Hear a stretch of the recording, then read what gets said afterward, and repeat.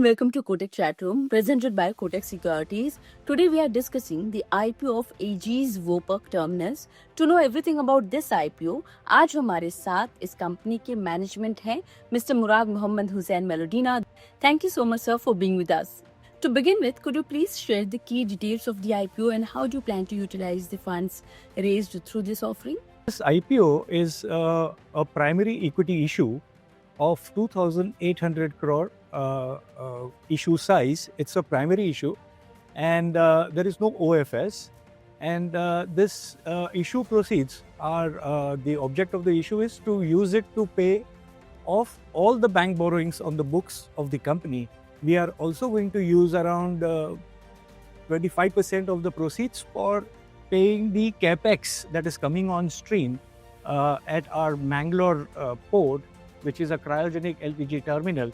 So these are the only two objectives. So as you said that the fund will be utilized to pay the debt. So could you please provide insights into the current debt on the company's book, and following the IPO, what will be your strategy for debt management? We expect from the proceeds to pay around 2,016 crore of bank borrowings currently outstanding in the books. So pay them all. It becomes zero. And the 671 crore we are going to use to pay for the Mangalore cryogenic balance payment due when it is going to get commissioned in H1 of FY26. You know, our strategic objective or strategy for future is to keep expanding, putting up infrastructure at port, expanding wherever we are already present in a port or going into new ports, and then getting also, into setting up infrastructure for new energy. So, sir, we want to understand, once the debt is paid down, can we expect a reduction in interest expenses going forward? Here, this is very important.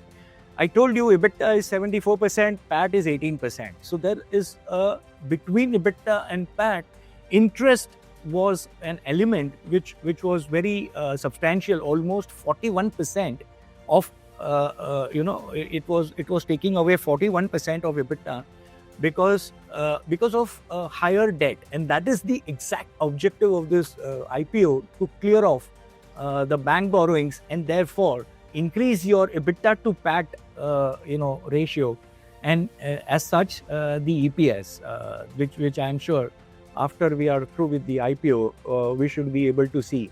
We also want to understand, given the current market scenario, do you believe this is the right time to launch your IPO?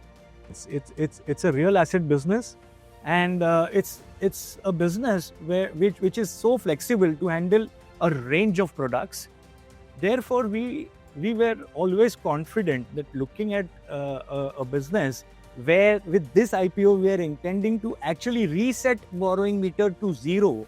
So effectively you then become a company in a business of real asset with long life, zero borrowing post IPO, and having a very healthy profit.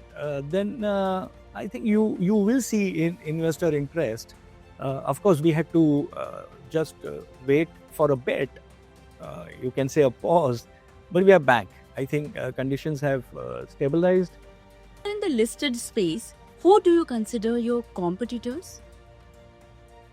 We have built infrastructure to handle, like I said, liquid and gas products for third party. So a national player, so to say, which is listed, there are not, I can't name any. However, there are port companies like JSW Infra or an Adani port who may have such facilities in the port which they own. Thank you once again, sir, for your time and sharing your insights with us. We wish you all the very best for your upcoming IPO. Thanks a lot.